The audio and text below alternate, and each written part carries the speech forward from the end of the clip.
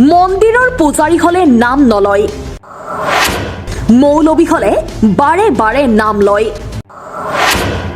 মিয়া হলে হিমন্ত বিশ্বই দিলেহেঁতেন তালিকা। হিন্দু হোৱা বাবেই বাচি যাব নেকি বৰাগাঁও কাণ্ডৰ লগত জড়িতসকল?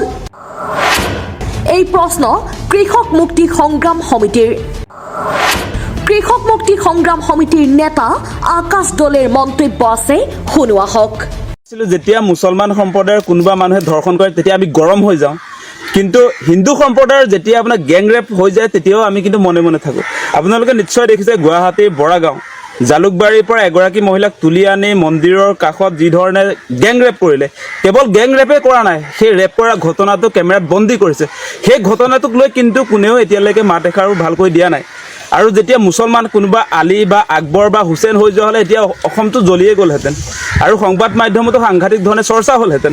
আৰু আপোনালোকে নিশ্চয় দেখিছে যে এইবাৰ যিকেইজনে গেং ৰেপটো কৰিলে, কুলদীপ, পিণ্টু, মৃণাল, গগন, ৰবীন, কৃষ্ণ, বিজয়, সৌৰভ, এইকেইজন হৈ যোৱাৰ কাৰণে এতিয়া বাচি যাব নেকি? আৰু হিমন্ত বিশ্ব শৰ্মাইতো আপোনাৰ ৰেপ যেতিয়া কৰে তেতিয়াতো তেওঁক এনেকৈয়ে কৈ দিব যে এটা সম্প্ৰদায়ৰ মানুহৰ পৰা অসমটো এতিয়া আচলতে ৰখাতলৈ গৈছে, এই মানুহৰ আগ্ৰাসন চলিছে, আক্ৰমণ চলিছে, গতিকে এতিয়াতো তেওঁ লিষ্ট উলিয়াই পূৰা ভাইৰেল কৰি দিলেহেঁতেন। আমি সেই কথা দেখিছোঁ, আপোনালোকেও নিশ্চয় দেখিছে। যোৱা ছেপ্টেম্বৰ মাহত যেতিয়া অসম বিধানসভা হৈছিলে সেই সময়ত তেওঁ মাহটোৰ 24টা ধৰ্ষণ কাণ্ড সম্পৰ্কে বিধানসভাত তথ্য দাঙি ধৰিছে আৰু তেওঁ মুছলমানৰ নামবিলাক কয়, হিন্দুবিলাকৰ নাম নকয়।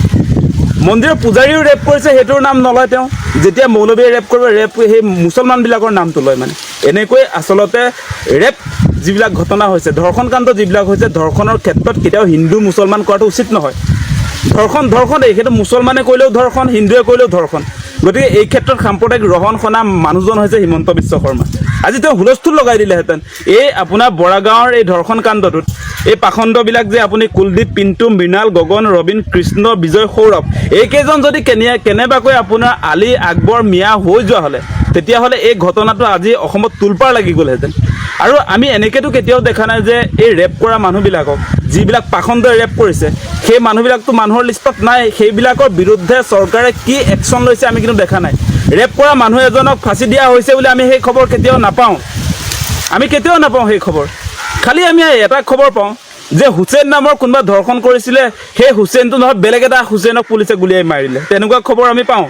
যে আচল ধৰ্ষণকাৰীজন নহয় বেলেগ হুছেইন। ঢিঙৰ কাণ্ডটোৰ ক্ষেত্ৰত, ঢিঙৰ ধৰ্ষণ কাণ্ডটোৰ ক্ষেত্ৰত আমি দেখিবলৈ পাইছিলোঁ যিজন হুছেইনে তাত আপোনাৰ বলৎকাৰ কৰিলে, সেই বলৎকাৰী হুছেইনজনক পুলিচে নাপায় বেলেগ এজনক মাৰি পেলালে। গতিকে এনেকুৱাহে হৈ আছে। গতিকে আমি বিচাৰোঁ কি, আমি কৈছোঁ যে ধৰ্ষণৰ বিৰুদ্ধে এখন কঠোৰ বা কঠোৰ আইন হ'ব লাগে, আৰু যিটো আইনৰ জৰিয়তে ধৰ্ষণকাৰীবিলাকক আচলতে ফাঁচী কাঠত ওলমাব পাৰি তেনেকুৱা এখন আইন আমি বিচাৰোঁ। গতিকে এই ক্ষেত্ৰত এটা কথাই ক'ব খোজোঁ যে আমি সকলোৰে ক্ষেত্ৰত যে ধৰ্ষণ যোনেই নকৰক কিয়, আজি হিন্দু হওক, মুছলমান হওক, জৈন হওক, খ্ৰীষ্টান, বৌদ্ধ, পাৰ্চী, যোন সম্প্ৰদায়ৰে নহওক, ধৰ্ষণৰ বিৰুদ্ধে আচলতে কঠোৰ পৰা কঠোৰ শাস্তি হ'ব লাগে। সেইজন কৃষ্ণ হ'লেও তেওঁৰ ফাঁচি হ'ব লাগিব, তেওঁজন এই আলী আকবৰ হ'লেও আচলতে ফাঁচি হ'ব লাগিব। এতিয়া কৃষ্ণ, বিজয়, সৌৰভ হৈ যোৱাৰ কাৰণে বাচিব সেই কথাটো নাই। আমি সেইকাৰণে কৈছোঁ যে বৰ্তমান সময়তো আপোনালোকে নিশ্চয় দেখিছে বৰাগাঁৱৰ যিটো ৰেপ কাণ্ড, সেই ৰেপ কাণ্ড ইতিমধ্যে সমগ্ৰ অসম জোকাৰিছে। গেং ৰেপ কৰাৰ সমান্তৰালভাৱে ভিডিঅ' তেওঁলোকে ভাইৰেল কৰিবলৈ উদ্যত হৈছে। সেই ধৰ্ষণ কাণ্ডবিলাকক আমি আচলতে বন্ধ কৰিবৰ কাৰণে চৰকাৰখনৰো আচলতে সদিচ্ছাৰ প্ৰয়োজন। তেওঁলোকে কেৱল আপোনাৰ ধৰ্ষণ হ'লেই, মুছলমান হ'লেই সেইটো বিয়পাই পেলাব, তাৰ বাকীবিলাক গাপ মাৰি থৈ দিব, তেনেকুৱা কথা কেতিয়াও হ'ব নোৱাৰে। আৰু হিমন্ত বিশ্ব শৰ্মাৰ কামবিলাকত আপোনালোকে নিশ্চয় দেখিছে, তেওঁ ছেপ্টেম্বৰ মাহৰ ধৰ্ষণ কাণ্ডৰ যিটো তালিকা বিধানসভাত দেখুৱাইছিলে, তাত মানে তেওঁ অদ্ভুত এটা কথা কৰিছে যে 2 নম্বৰ নামটোৱে আছিলে আপোনাৰ কিবা দাসৰ নাম নলয়, তেওঁ হুছেইনৰ নামটো লয়। মানে তালিকা এখন তেওঁ উলিয়াই আনিছে, তাত 12জন আপোনাৰ হিন্দু, 12জন মুছলমান। তেওঁ সেই হিন্দু কেইজনৰ নামটো নলয়, মুছলমানবিলাকৰ নাম লয়। মানে হুছেইন, আলী, আকবৰ যিকেইজন আৰু সেইবিলাকৰ নামটো লয়, কিন্তু আমাৰ দাস বা শৰ্মা বা যিকোনো তেনেকুৱা উপাধি হিন্দু সম্প্ৰদায়ৰ মানুহৰ নাম নলয়। এনেকুৱাকৈ আচলতে তেওঁ ধৰ্ষণৰ ক্ষেত্ৰতো ৰাজনীতি কৰে। লাজ পাব লাগে। ধৰ্ষণৰ জঘন্য সমস্যা অসমৰ, সেইটোক লৈ ৰাজনীতি কৰিবলৈ আহে আজি হিমন্ত বিশ্ব শৰ্মাহঁতে। গতিকে সকলো ৰাইজক কৈছোঁ, সকলোৱে এটা আমি দাবী উত্থাপন কৰিব লাগে। ধৰ্ষণৰ বিৰুদ্ধে আমি সকলোৱে ঐক্যবদ্ধ হৈ ধৰ্ষণকাৰীক আচলতে ফাঁচী কাঠত ওলমোৱাৰ কাৰণে সকলোৱে চেষ্টা কৰিব লাগে। পুলিচে উপযুক্ত চাৰ্জশ্বিট দাখিল কৰিব লাগে। যিবিলাক আপোনাৰ যিবিলাক পাখণ্ডই ধৰ্ষণ কাৰ্য কৰিছে তেওঁলোকৰ ওপৰত কঠোৰ পৰা কঠোৰ শাস্তি, ফাঁচীৰ শাস্তি হ'ব লাগে, সেই দাবী আমি উত্থাপন কৰিছোঁ।